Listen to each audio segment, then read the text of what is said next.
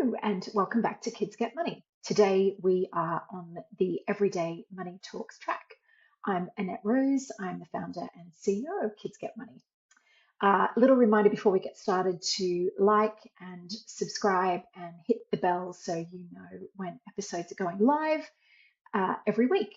But today we are just diving into a super quick and easy episode about easy money conversations.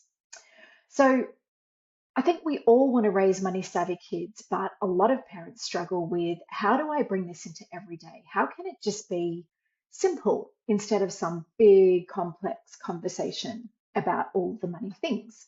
So what I thought I would do today is just break down my 3 favorite ways that you can bring money into every day at home. Number 1, food shopping. We have talked about this in previous videos. We know as parents that the cost of food, it's extortionate. It feels so expensive. We go to the supermarket. The small town that I live in only has kind of really mainstream brands. I don't have access to brands like Aldi or Lidl, other kind of budget brands. We are stuck with the big supermarkets. So that means whenever I go, it is always a good opportunity to budget. Now, when you are talking to your kids about the cost of food, rather than kind of just going to the complain, everything's so expensive, no, you can't have that, that's too expensive, we can't afford that this week, why not take the opportunity to change the way that you're thinking about it? I love this. My dog, Border Collie, who is down here. Can we see? Oh, there he is. He's yipping at me to open the door because Dad, I think, has gone outside. Bear with me. I'm going to open the door so he stops barking at me. Yep, and he's gone. All right, we're back. So instead of, going to those negative things, just do a little bit of mental prep before you head to the supermarket and think about with the kids how you can get them involved in a conversation that's a bit more positive. We know when we take kids into the supermarket, it's all about I want, I want, I want. But if we're just a little bit prepared and we're thinking about what are the meals that we're going to be having this week? My favorite, my kids actually claim to be traumatized from the amount of spaghetti bolognese I have fed them in their lives. But thinking about spaghetti bolognese, what are the ingredients that we need for that? And are there some variables in there that the kids can actually get involved with? That's the question. So look, ground beef or mince, whatever you like to call it. Okay, there are some kind of decisions there, but mostly that meat is all costing a similar amount, no matter which brand or which type of meat you get. But when it comes to things like the spaghetti, the tomato paste, the passata, if you're using passata, those are ingredients that can have quite a lot of variability. And so what I like to do is I like to get the kids involved with a conversation about what type of spaghetti should we buy today? What is the cost of that spaghetti? And you'll see on the screen in a minute, I did a quick online check to see what were the different types of things that I might encounter and what was the price variability in there. It's actually really crazy. The prices vary from 90 cents all the way up to $3, arguably exactly the same product. And that is the conversation that we want to have with our kids. We want to say to them, look, we could spend $3 here on a beautifully branded, well-known brand name packet of spaghetti, 500 grams, or we could go with the macro organic spaghetti. And that's a little bit cheaper, but it's not the cheapest. What about if we went for the No Frills brand of spaghetti at the supermarket? What's the difference in price? Is there a perceivable difference in quality for the price that we're paying?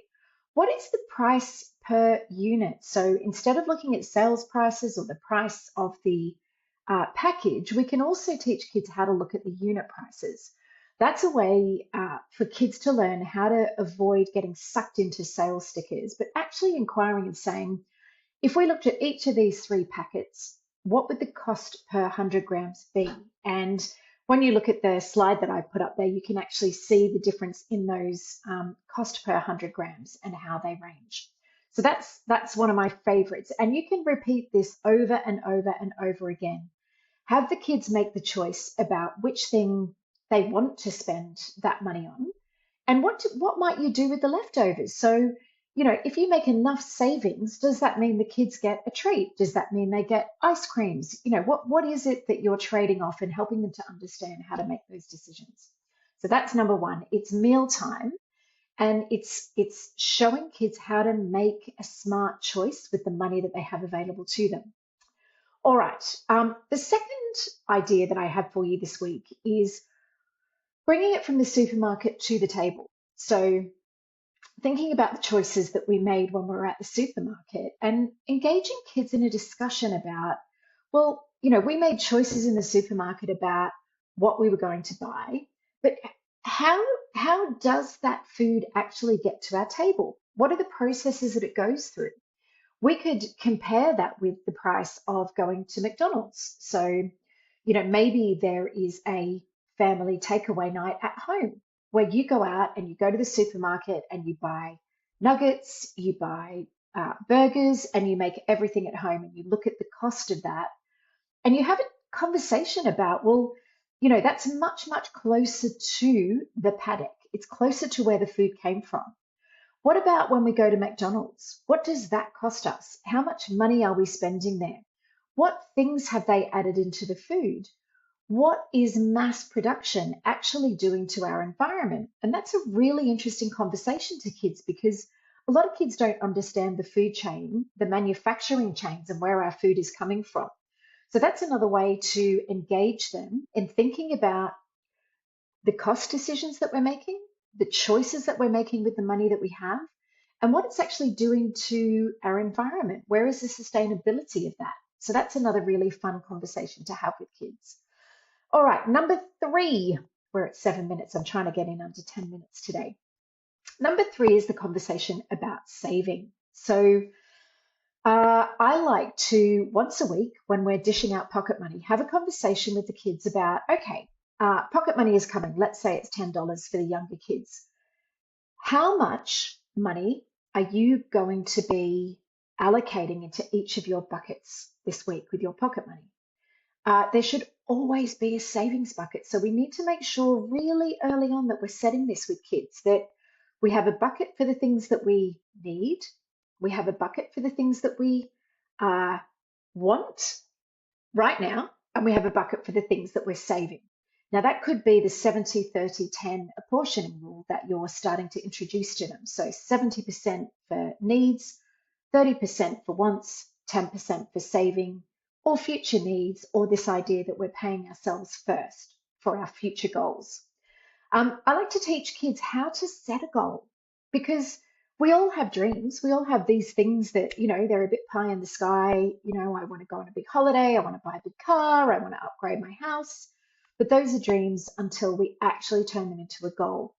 The way that we turn things into goals is that we put real actions and targets against them. So let me give you an example. We do this all the time in the classroom with kids. I want to buy a car. I say, that's great. Fantastic. How much is the car going to cost? All right, let's say it's going to cost $10,000. Fantastic. When do you want that car? Well, I want it in, let's say, 2 years when I leave school. Okay, great. How much money do you need to save every month? So you've got 24 months, assuming that you have some kind of a job, or that you're getting pocket money, or that you're getting some kind of pay coming in. How much are you going to have to save every month? And kids are fascinated with this idea. $10,000 doesn't sound like a lot until you actually portion it up and say, well, hold on a minute. So 10 grand divided by 24 months, that's $416 a month. Okay. That makes it real, because then you can look at it and say, well, can I actually afford that? Can I afford to save $416 a month? What is that if I'm getting paid weekly? Well, let's just kind of roughly divide that by 4. That's $104 out of my weekly pay. Now, if I'm a part-time worker because I'm a student, I'm still at school, If your kids are even younger, obviously their goals are not going to be anywhere near that big, but let's say they want a toy or they want a computer game and that's $100. And they're able to portion away, I don't know, let's say $3 of their pocket money every week. Um, it's going to take them 33 weeks to save up for that. And this is an incredible way to teach kids about the value of money, about how much things actually cost. And it's also a great way of teaching them patience. So, highly, highly encourage that we start doing this as young as possible. All right, that is my 3 everyday conversations for this week. In fact, actually, this is an evergreen piece of content. You can apply this anytime. You can do the same things week after week after week because these are building real life money skills for your kids. All right, so on Tuesdays, we're going to be doing everyday money talks. On Thursdays, we'll have a video drop, which might be a bit more controversial, probably more adult related content, but still all relevant to the subject of kids and money. Make sure you like, make sure you subscribe, make sure you hit the little bell. It's up there somewhere so that you know when a new video is dropping and you can check it out so that you can stay on the journey of teaching your kids about money every single week.